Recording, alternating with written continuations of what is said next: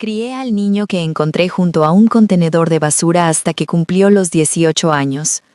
Su padre biológico, un hombre inmensamente rico, puso sobre la mesa un cheque de 1 millón de euros y se lo llevó.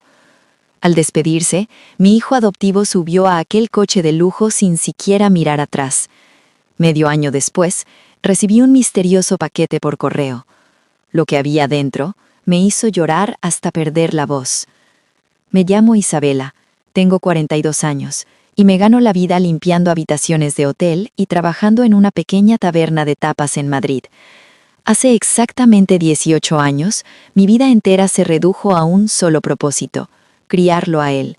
Por ese niño, renuncié a mi juventud, al amor, y agoté hasta la última gota de mis fuerzas.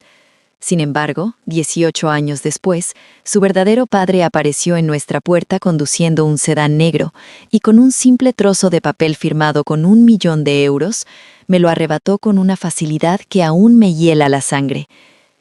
Todavía recuerdo el momento en que mi hijo cerró la puerta de ese Mercedes. La ventanilla tintada subió lentamente, reflejando mi rostro cansado y envejecido. Él no giró la cabeza ni un milímetro. En ese instante, creí que mis 18 años de sacrificio y miseria solo habían servido para criar a un desagramecido. Mi mundo, todo lo que conocía y amaba, se derrumbó por completo. Pasaron 6 meses. Justo cuando pensaba que mis días se desvanecerían en una penumbra eterna y solitaria, un paquete de mensajería sin nombre de remitente apareció en silencio frente a la humilde puerta de mi piso. Pero para entender el peso de lo que contenía ese paquete, tengo que volver atrás, al principio de todo. Fue hace 18 años, yo apenas tenía 24. Era una noche de diciembre en Madrid, de esas en las que el viento helado te corta la piel del rostro como si fueran cuchillas de hielo. Había terminado tarde mi turno, frotando platos cubiertos de grasa en la taberna. Caminaba de regreso a mi pequeña habitación alquilada a las afueras, frotándome las manos para no perder la sensibilidad. De repente, un sonido muy débil, parecido al quejido de un gato a punto de morir, surgió de los contenedores de basura que bordeaban un callejón oscuro. El corazón me dio un vuelco. Me armé de valor, me acerqué lentamente y levanté un trozo de cartón empapado por el rocío. Ahí, bajo la tenue luz de la farola, vi a un bebé. Un niño pequeño con los labios morados por hipotermia. Estaba envuelto en una manta de lana extrañamente fina y elegante, con un blasón antiguo bordado en una esquina. Su rostro estaba cubierto de lágrimas secas y su llanto ya era un hilo de voz ronco y desesperado. En ese preciso instante, olvidé el frío, olvidé mi pobreza, olvidé que yo misma apenas tenía para comer. Una única idea atravesó mi mente de forma instintiva. Tenía que salvarlo. Lo tomé en mis brazos, lo apreté contra el calor de mi pecho y corrí hacia mi casa. Un cuarto miserable de 10 metros cuadrados, donde el invierno se colaba por las rendijas y el verano era un horno sofocante. Los días siguientes fueron un torbellino. Las vecinas del barrio y las monjas del orfanato local vinieron a verme. «Isabela, estás loca», me decían. «Eres una chica de 24 años, hermosa y con toda la vida por delante. Si te quedas con un hijo ajeno, un bastardo sin nombre, ningún hombre querrá casarse contigo. Arruinarás tu futuro». Me suplicaban que lo entregara a los servicios sociales antes de que fuera tarde. Pero yo me sentaba en el borde de mi cama, miraba su pequeño pecho subir y bajar al respirar, y sabía que ya no había marcha atrás. Le puse el nombre de Mateo. Mateo, como un regalo del destino, deseando que creciera fuerte, sano y libre bajo el cielo de esta ciudad. Esa noche, mirando su rostro dormido, hice un pacto en silencio. Él sería mi hijo, mi única familia, y por él enfrentaría al mundo entero si fuera necesario. Antes de continuar abriendo las heridas de mi pasado y contarles el verdadero secreto detrás de aquella manta bordada, me gustaría hacer una pequeña pausa. Tú que me estás escuchando al otro lado, ¿desde qué ciudad de España o desde qué rincón del mundo me acompañas en esta historia? Déjamelo escrito en los comentarios. Leerlos me hace sentir menos sola. Criar a un hijo sola no es fácil. Hacerlo a los 24 años, siendo una simple limpiadora, es casi una sentencia de muerte para cualquier aspiración personal. El médico que revisó a Mateo aquella primera semana fue muy claro. El niño tiene los pulmones débiles por el frío, necesita cuidados constantes y buena alimentación. Decirlo era sencillo. Lograrlo, con mi mísero sueldo, era como intentar escalar una montaña de cristal con las manos desnudas. Para poder comprar su leche y sus pañales, tuve que multiplicar mis esfuerzos. Trabajaba 16 horas al día. Por las mañanas me dejaba la espalda limpiando habitaciones y frotando baños en un hotel del centro. Por las noches, corría a la taberna a servir mesas y lavar montones de platos llenos de grasa hasta la madrugada. Solo dormía 4 horas. Durante esos años, olvidé lo que era comprarme un vestido nuevo. Olvidé lo que era pintarme los labios o salir a pasear por la Plaza Mayor como las chicas de mi edad. Recuerdo que a una compañera de trabajo intentó presentarme a un buen hombre. Era un mecánico, trabajador y honesto. Pero cuando llegó a la puerta de mi casa y escuchó el llanto de un niño que no era de mi sangre, me miró con lástima, dio media vuelta y se marchó sin decir una palabra. Suspiré, cerré la puerta y abracé a mi pequeño. Mi mundo, mi universo entero, se había reducido a esos ojos que me miraban desde la cuna. La verdadera prueba de fuego llegó cuando Mateo cumplió 5 años. Aquel invierno fue uno de los más duros que Madrid recuerda. Una tormenta de nieve cubrió la ciudad y Mateo contrajo una neumonía aguda. La fiebre no bajaba. Su respiración era un silbido aterrador, como si cada bocanada de aire le rasgara el pecho. Eran las 3 de la madrugada y no había taxis ni autobuses. Lo envolví en 3 mantas, me lo eché a la espalda y salí a la calle. Corrí hundiendo mis botas en la nieve hasta las rodillas, recorriendo 3 kilómetros bajo la ventisca, sintiendo que mis propios pulmones iban a explotar, hasta que logré cruzar las puertas de urgencias del hospital. Al llegar a urgencias, las rodillas me temblaban tanto que caí al suelo con él en brazos. El médico lo examinó de inmediato y me dijo la frase que más teme cualquier madre pobre. Hay que ingresarlo ya. Necesita oxígeno y antibióticos intravenosos. Tiene que pagar un depósito en admisión. Vacié mis bolsillos sobre el mostrador. Solo tenía unas pocas monedas y billetes arrugados. No llegaba ni a la 10ª parte de lo que pedían. Me arrodillé ante el médico. Lloré y le supliqué por todos los santos que salvaran a mi niño, que yo trabajaría gratis limpiando el hospital entero si hacía falta. Con el corazón encogido, recordé lo único de valor que poseía.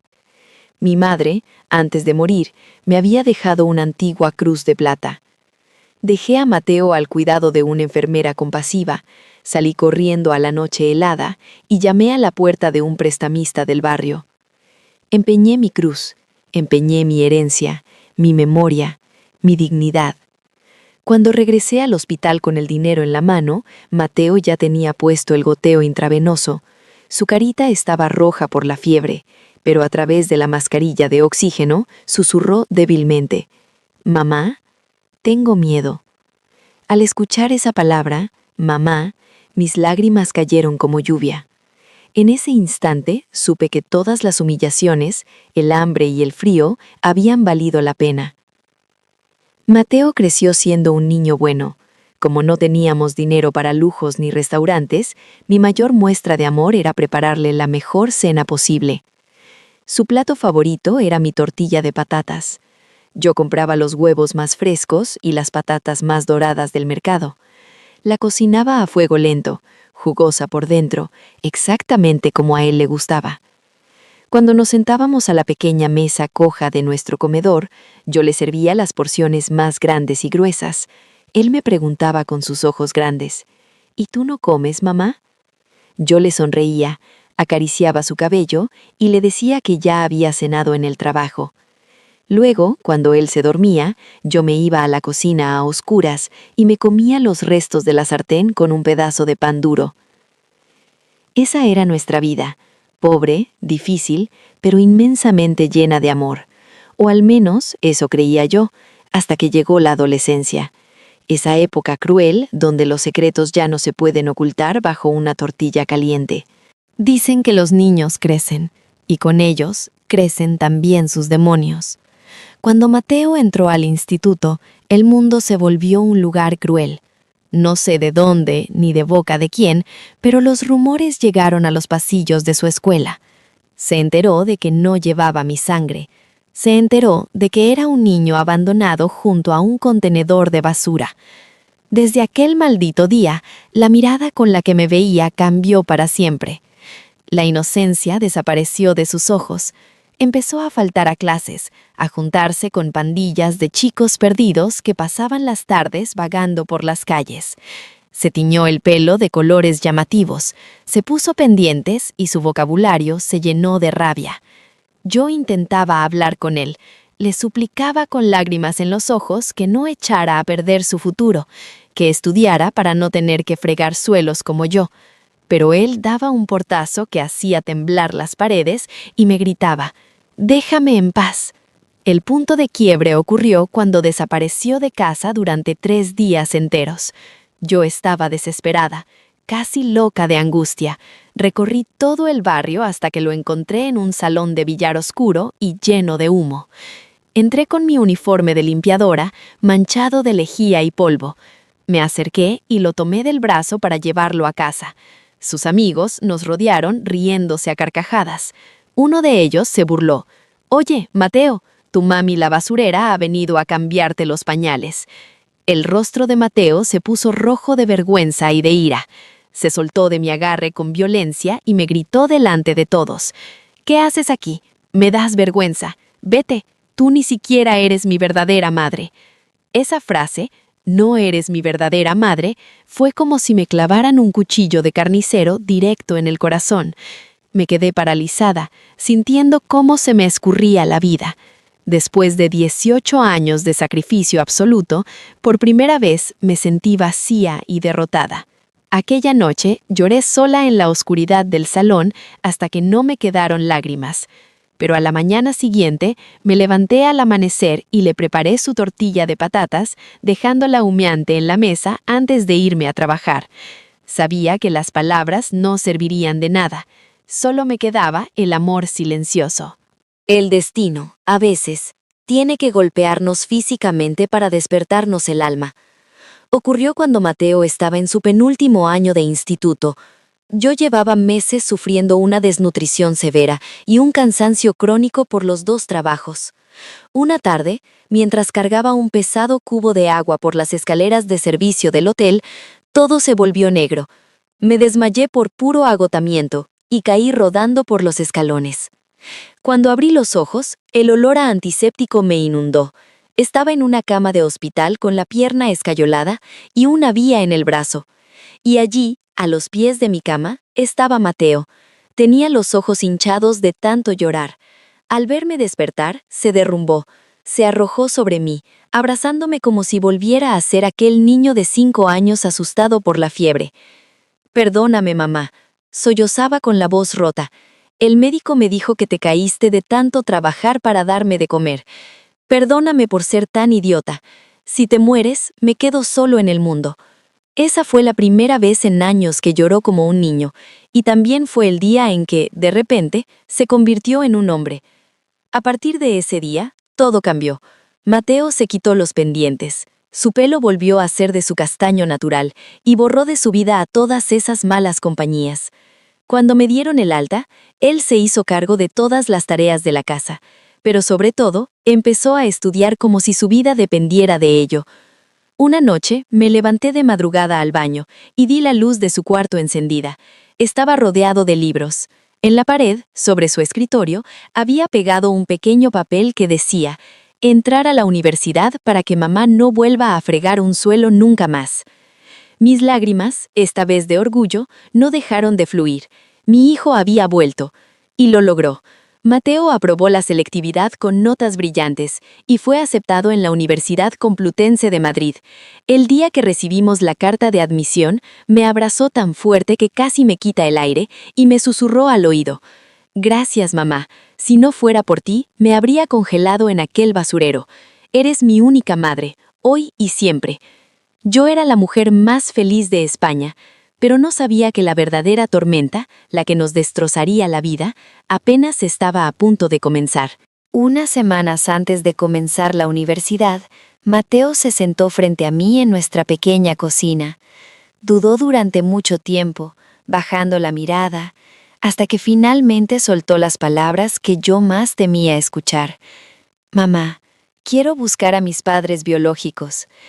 Sentí un nudo en el estómago, como si una mano de hielo me estrujara las entrañas. Él se apresuró a explicar que no quería dejarme, que solo necesitaba saber por qué lo habían tirado como si fuera basura, que necesitaba mirarles a la cara y hacerles esa pregunta. Al mirar sus ojos llenos de ansiedad, supe que esa duda era una espina clavada en su alma. Si no se la sacaba, nunca podría ser un hombre libre. Mi corazón sangraba por el miedo a perderlo, pero aún así le sonreí y asentí. No podía ser tan egoísta. Amar a un hijo significa darle las alas para volar, aunque ese vuelo lo aleje de ti.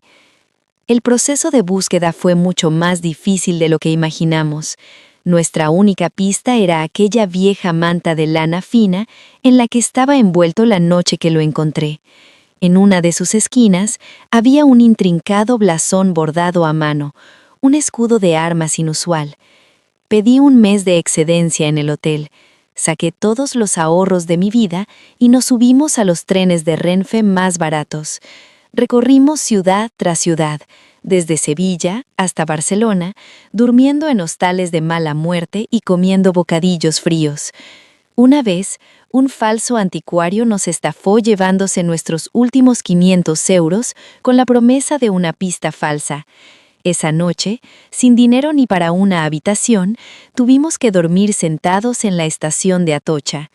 Mateo, lleno de culpa al ver mis ojeras, me dijo que lo dejáramos, que volviéramos a casa, pero yo le acaricié la mejilla y le dije, «Ya hemos llegado hasta aquí.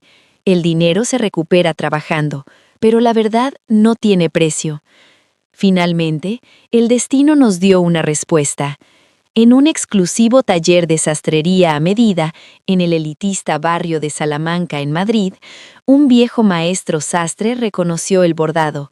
Se puso las gafas, palideció un poco y nos dijo en un susurro: «Esta manta la confeccioné yo mismo hace casi 20 años.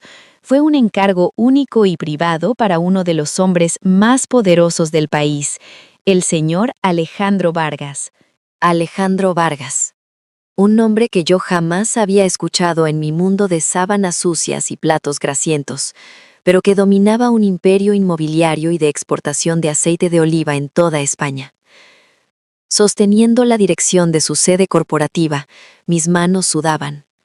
Inventé una excusa para que Mateo se quedara en casa y me dirigí sola a la zona financiera de las 4 Torres. Aquel rascacielos de cristal parecía perforar el cielo de Madrid. Me sentí minúscula parada en el vestíbulo, avergonzada de mis zapatos gastados y mi abrigo raído frente a tanto mármol y lujo. Tras horas de espera y mintiendo a la seguridad diciendo que traía un objeto personal de vital importancia, logré llegar a su oficina en la planta 40. Alejandro Vargas estaba sentado detrás de un inmenso escritorio de caoba. Llevaba un traje que costaba más de lo que yo ganaba en 3 años.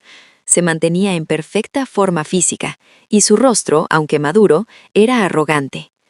Escuchó mi historia sin que un solo músculo de su cara se moviera.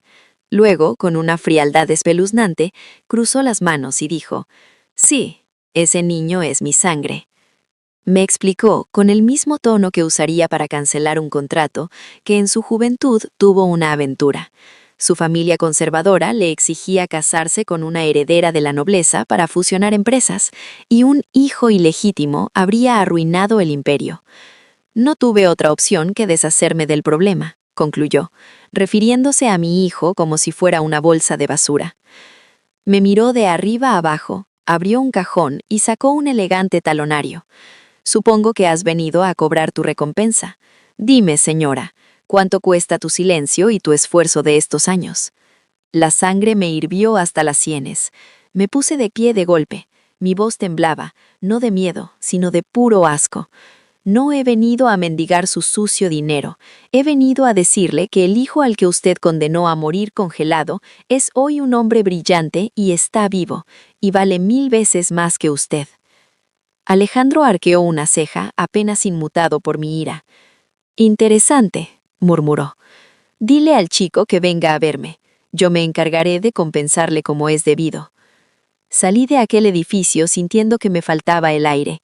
Quería ocultarle a Mateo la existencia de este monstruo calculador. Quería protegerle el corazón de la decepción de saber que su padre era un miserable. Pero sabía que una mentira no lo dejaría libre.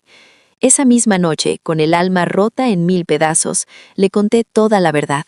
Mateo escuchó en absoluto silencio, y pocos días después, él mismo solicitó reunirse a solas con Alejandro Vargas. Ese fue el principio del fin de nuestra vida juntos.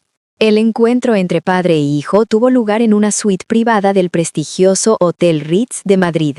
Yo acompañé a Mateo, pero 2 guardaespaldas vestidos de negro me bloquearon el paso en la puerta. «El señor Vargas solo desea hablar con el joven», me dijeron con voz de hielo.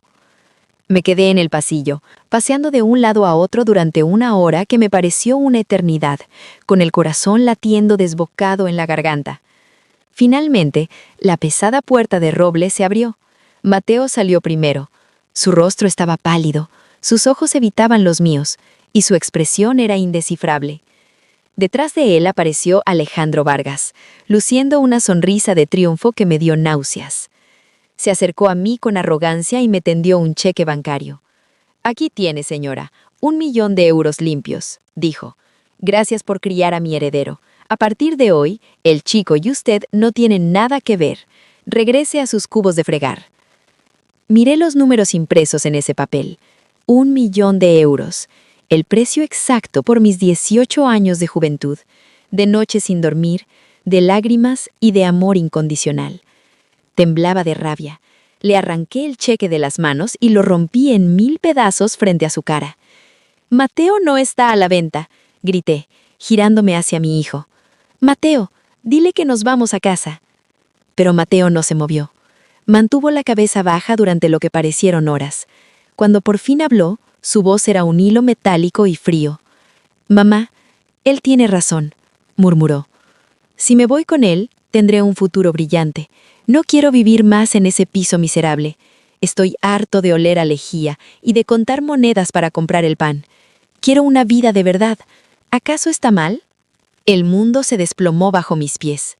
Esas palabras salían de la boca del niño por el que yo había empeñado la cruz de mi madre.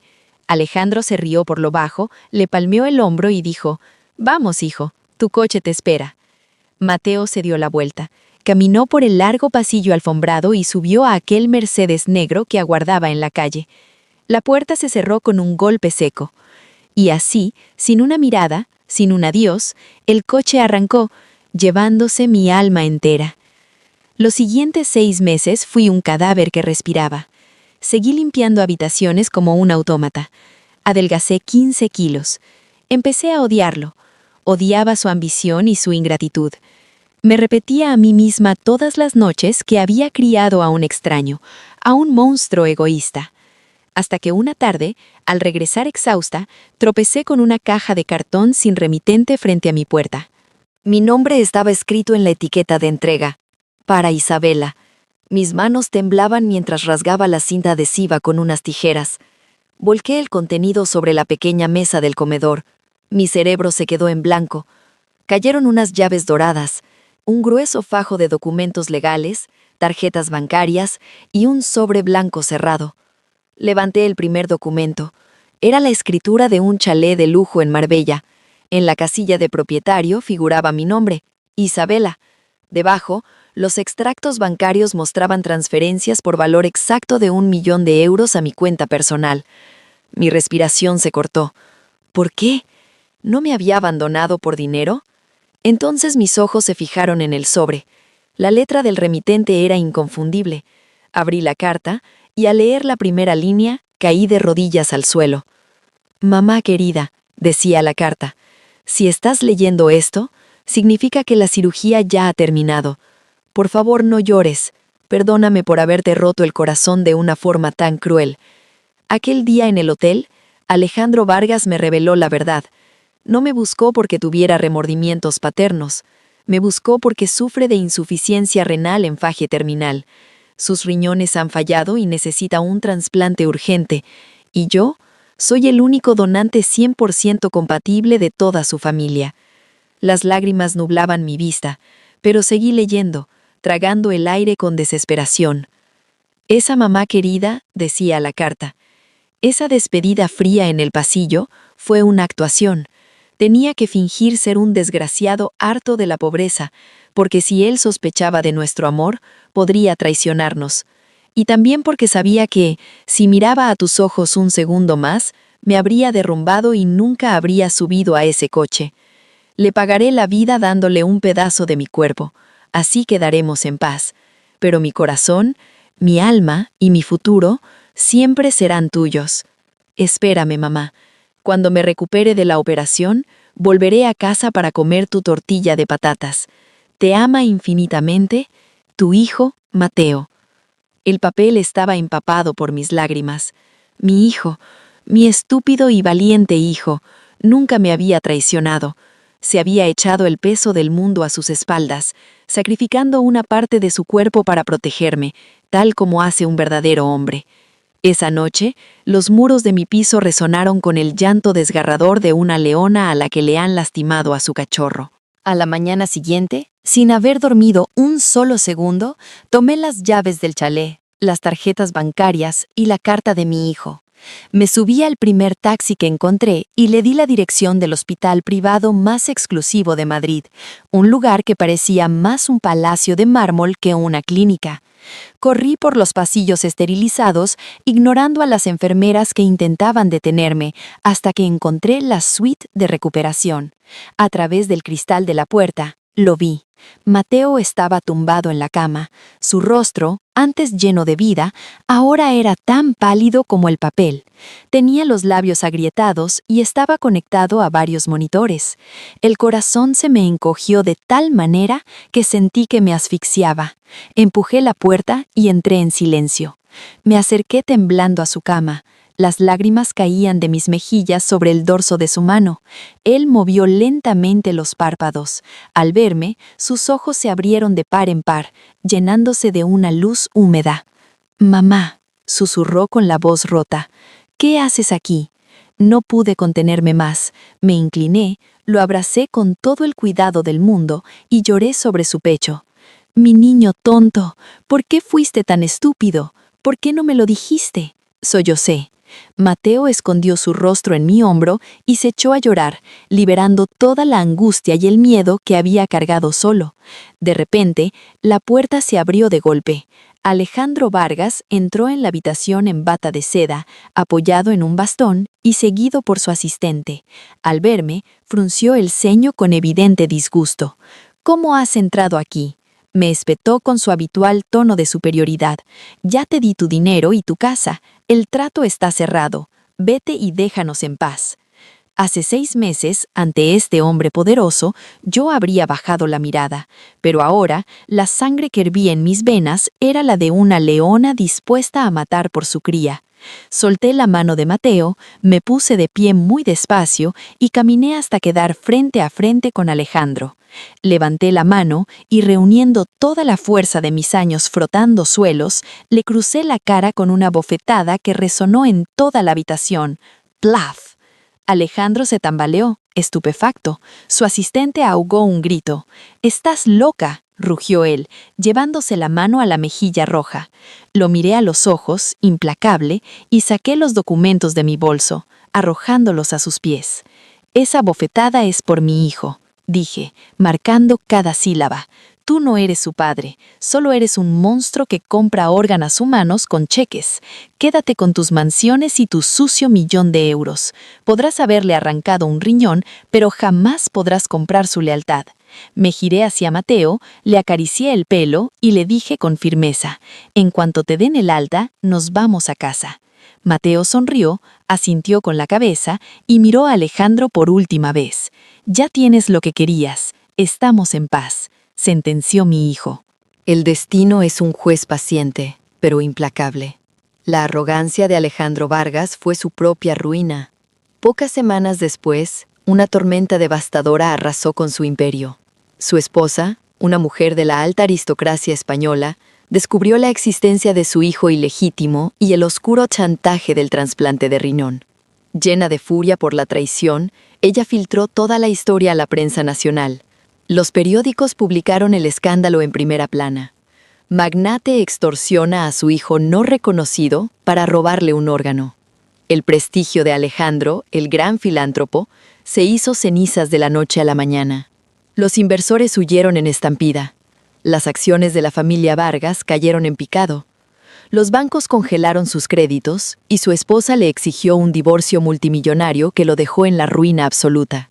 Acorralado, anciano y despreciado por todos, Alejandro apareció un día frente a nuestro humilde edificio. Lloraba, suplicando que Mateo diera una entrevista para limpiar su imagen pública a cambio de lo poco que le quedaba de su empresa. Pero mi hijo, apoyado en el marco de la puerta, lo miró con compasión y frialdad. «Te di mi riñón para saldar la deuda de haberme traído al mundo», dijo Mateo, «pero no voy a mentir por ti. Cada uno cosecha lo que siembra». Cerramos la puerta. Nunca más volvimos a saber de él. Nosotros rechazamos legalmente la mansión y el dinero del chantaje. En su lugar, utilicé todos mis ahorros de años trabajando para cumplir mi verdadero sueño. Abrí un pequeño y acogedor local en una soleada plaza de Madrid. Lo llamé La Tortillería de Isabela. Hago las mejores tortillas de patatas del barrio, jugosas y calientes, acompañadas de café humeante para los vecinos. Mateo se recuperó por completo. Volvió a la universidad y se convirtió en uno de los mejores estudiantes de su promoción. Los fines de semana, cuando no tiene clases, viene al local, se pone un delantal blanco y me ayuda a servir las mesas con una sonrisa inmensa que ilumina toda la plaza. Una tarde de domingo, mientras el sol de Madrid bañaba las calles con esa luz dorada tan nuestra, nos sentamos juntos en una de las mesas de la terraza. Mateo tomó mis manos cansadas y ásperas entre las suyas. «Mamá», me dijo mirándome a los ojos, «cuando me gradúe, te compraré una casa con un patio grande. Plantaremos flores y tendremos un perro. Te daré la vida que te mereces». Le sonreí, acaricié su mejilla y negué con la cabeza. «No necesito nada más, mi amor», le respondí con lágrimas de paz en los ojos. «Ya tengo todo el oro del mundo justo aquí, frente a mí. Perdimos mucho en el camino, es cierto, pero lo que ganamos, ni todo el dinero de los magnates podrá comprarlo jamás. El calor inquebrantable de una familia de verdad». Muchas gracias a todos los oyentes por acompañarnos en esta historia del canal Su Corazón Oculto. Si este relato ha tocado tu corazón, no olvides darle like y suscribirte para ayudarnos a seguir creando y compartiendo nuevas historias. También te invitamos a dejar tu comentario contándonos qué piensas sobre este caso y desde qué ciudad o país nos estás escuchando. Nos encantará leerte y sentirte cerca. Queremos recordarte que todo el contenido, los personajes, las imágenes y la voz de este video son ficticios y han sido creados con el apoyo de inteligencia artificial durante el proceso de producción. Gracias de corazón por estar aquí con nosotros y hasta la próxima historia.